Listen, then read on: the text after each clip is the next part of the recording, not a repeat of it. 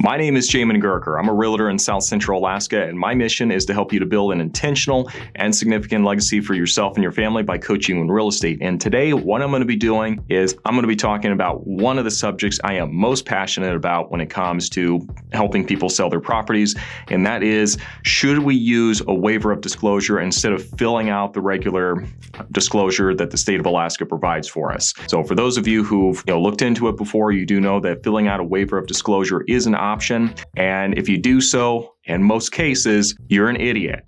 Okay? Harsh, but true. I'm going to explain to you why here in just a minute. But before we do get started on that negative note, do make sure you give this video a like, do subscribe, and let's go and jump into today's topic. So the reason I get so adamant about people filling out the disclosure instead of the waiver of disclosure is because the waiver of disclosure gives you absolutely no legal cover at all. Okay, at all. Okay, if you found a real estate agent that has told you otherwise, you need to find a new agent because it does not give you any kind of legal cover. It's a waiver of disclosure. It is not a waiver of liability. You will see at the very bottom in bold, very last sentence in the waiver of disclosure in that one-page document, it says, this waiver does not waive your obligations as a seller to disclose anything that you know about.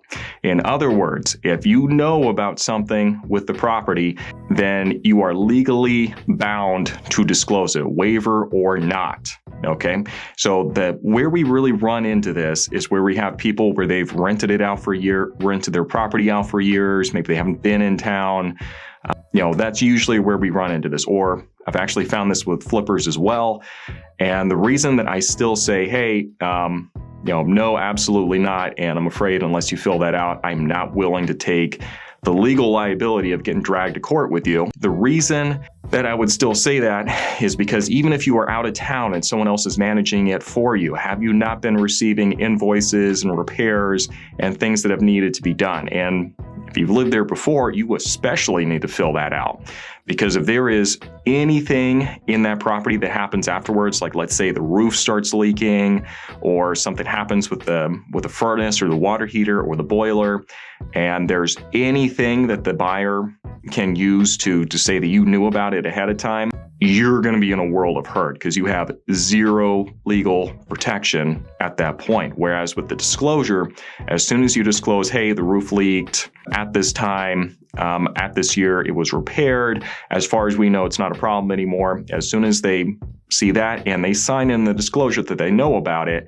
that usually is going to be the end of it, and they're not going to be able to come back and get you later. But if you don't do it and you decide you're going to try to be slick and fill out this little waiver of disclosure that somebody gave to you because they thought they were being slick, then that is going to be a nightmare for you to deal with, because in this state, if they can prove that you knew about it, they can sue you for the amount of the damages and up to 3 times that amount. And by the way, there's no statute of limitations on how long this can last. You can be on the hook literally forever. So for that reason, I get really fired up when people start giving me the waiver of disclosure and saying, oh yeah, we haven't lived there in 2 years. We know absolutely nothing about the property.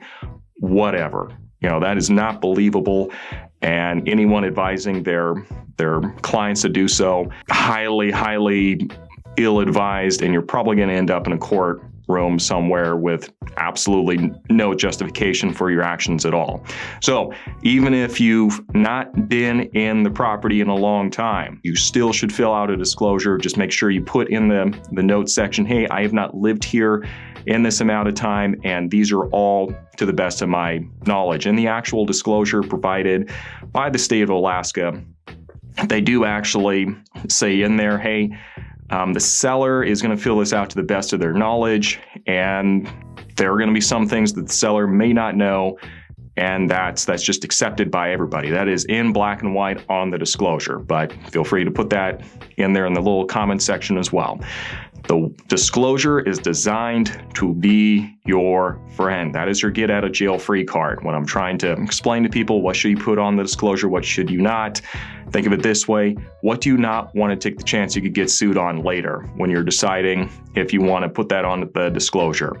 So when I'm filling it out, I keep in mind, I can't fill this disclosure out for you. This is your disclosure. I'm not going to be sitting there with you. But the advice I give people is we are looking for the eye roll effect. The effect where they are looking at it, the buyers are looking at it, and they're like, oh, holy cows, they're disclosing that? Seriously? Like, we're looking for that eye roll where they're like, there is no way this person has any secrets to hide here. They disclosed this tiny little thing from 10, 20 years ago. Like, holy cows.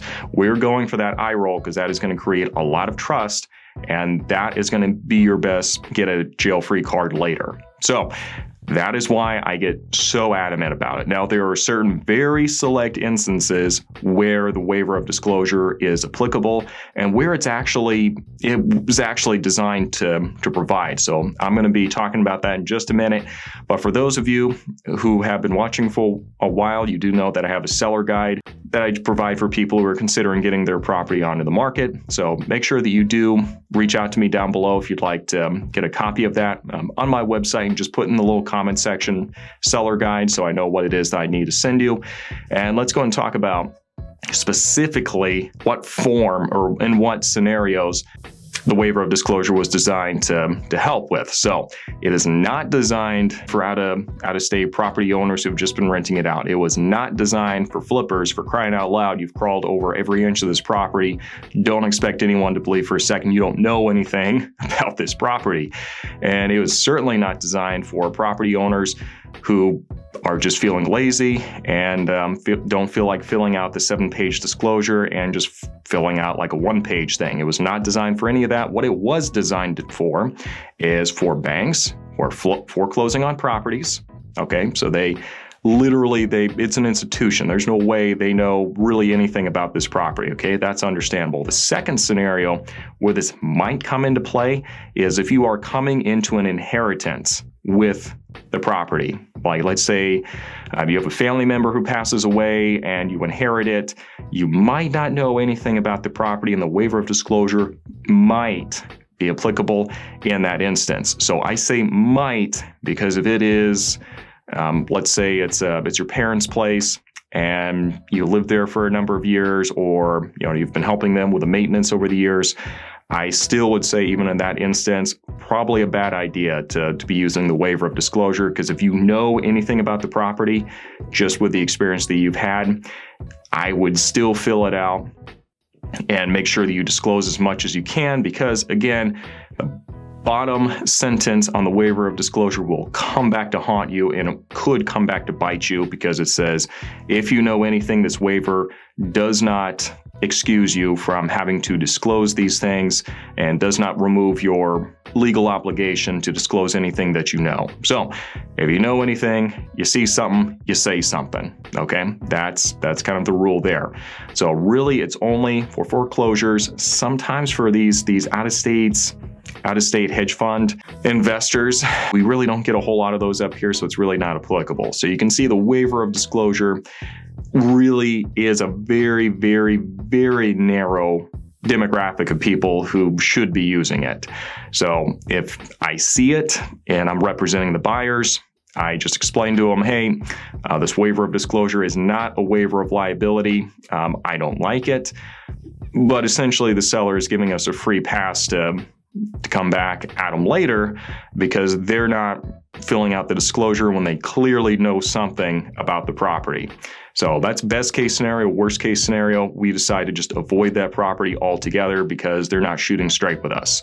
So I sure hope this is useful. This is designed to keep you out of legal trouble, okay? Because this is where a lot of lawsuits happen with real estate, and you leave yourself open to a world of hurt just by not filling out this one document. So I feel like I've vented enough here today. If you do have questions, as always, feel free to reach out to me on my Facebook page or my Instagram down below, or the website as well. I'd be happy to chat a little bit more and answer any other questions you might have. So thanks for watching, and we'll see you next time.